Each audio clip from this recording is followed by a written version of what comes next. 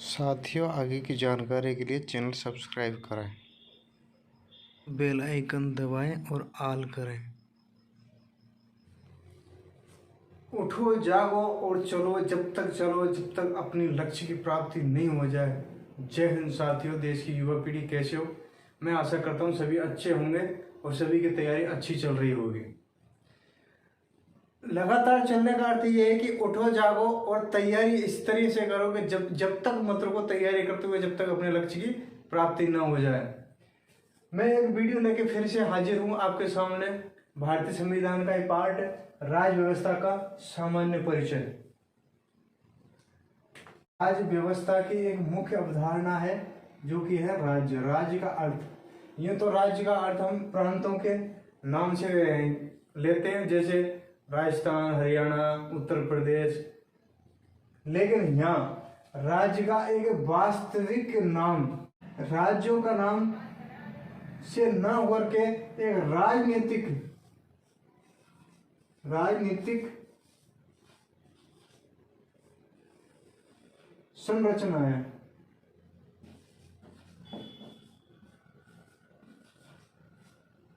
राजनीतिक संरचना है जो कि अमूर्त है।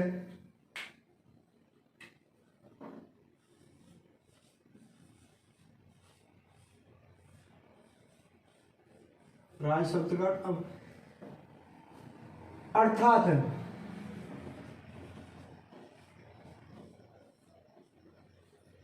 जिसे बौद्धिक रूप से दिमाग से समझा तो जा सकता है लेकिन देखा नहीं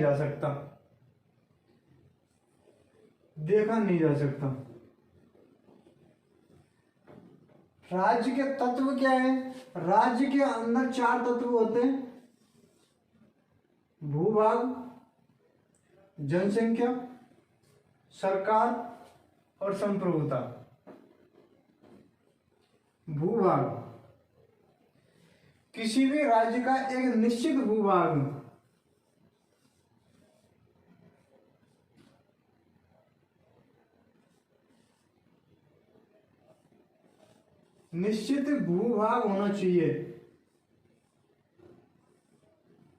होना चाहिए जिस पर उस राज्य की सरकार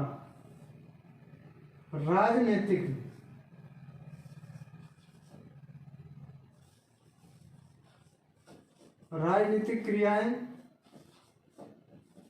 करती हो।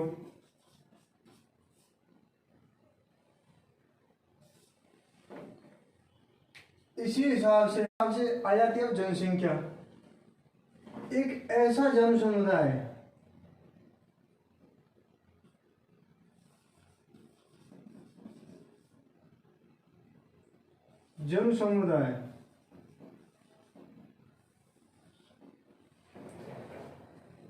जिसमें उस राज्य की सरकार द्वारा राजनीतिक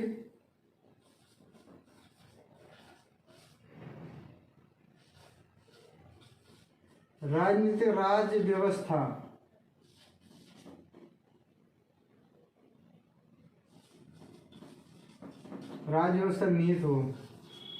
नीत हो या वो जन समुदाय संचालित हो।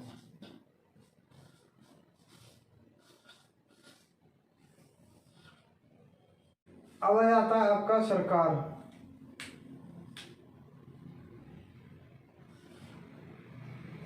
एक या एक से अधिक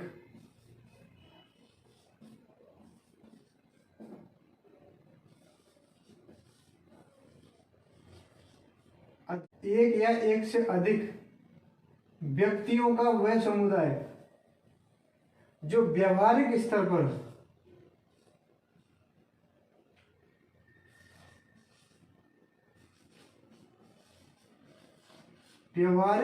पर राजनीति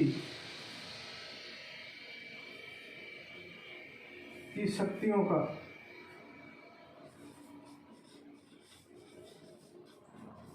का प्रयोग करता हो।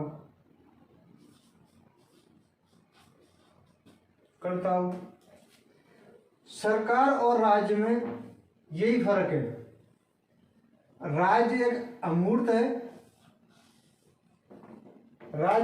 है, जो समझा जा सकता लेकिन देखा नहीं जा सकता, जबकि सरकार देखी जाती है। अब आ जाता है आपका संप्रभुता। यह राज्य का मुख्य अंग है,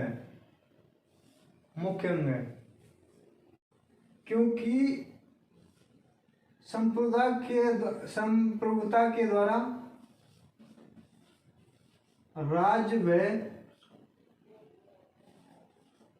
जनसंख्या की सीमाओं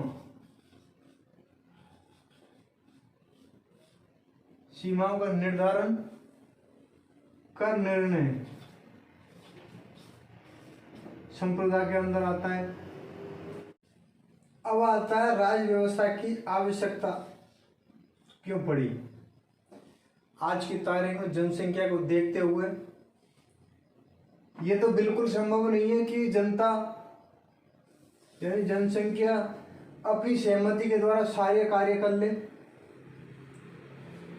इन्हीं विवादों को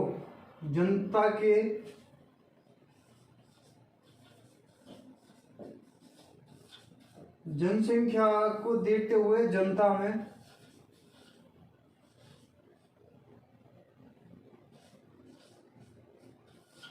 जनता के आपसी विवादों का निपटारा करने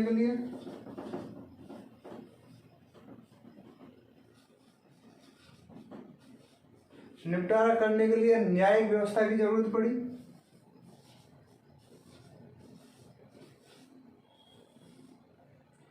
न्याय व्यवस्था जो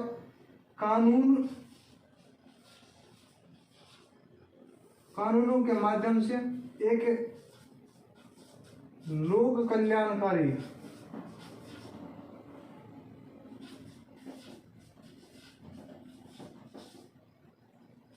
कल्याणकारी स्वरूप में आ गई है।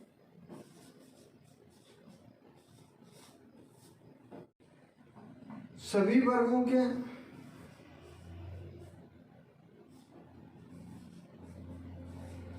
की स्वतंत्रता के लिए न्यायिक व्यवस्था आवश्यक है। इन सबको देखते हुए शासन बनता है।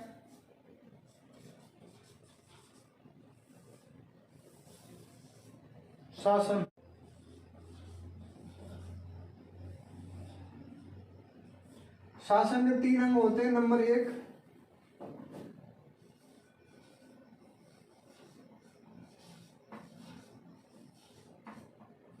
विधायिका,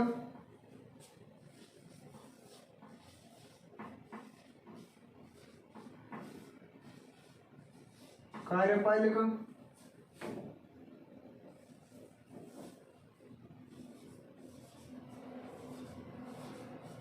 न्यायपालिका। जिनकी डिटेल तो हम आगे पढ़ेंगे तीनों की। विधायिका का कार्य होता है केवल और केवल कानून व नियम का निर्माण करना। नियम व कानून बनाना, ये केवल और केवल विधायिका का कार्य है। कार्यपालिका का काम होता है इन्हीं कानून नियमों को लागू करना।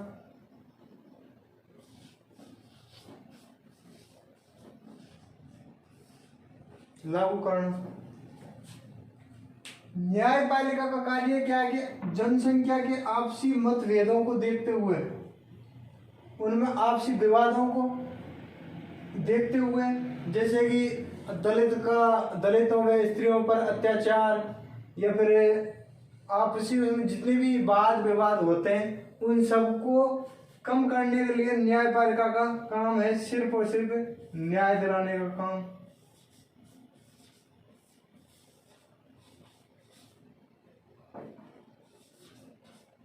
न्याय दिलाने का कार्य।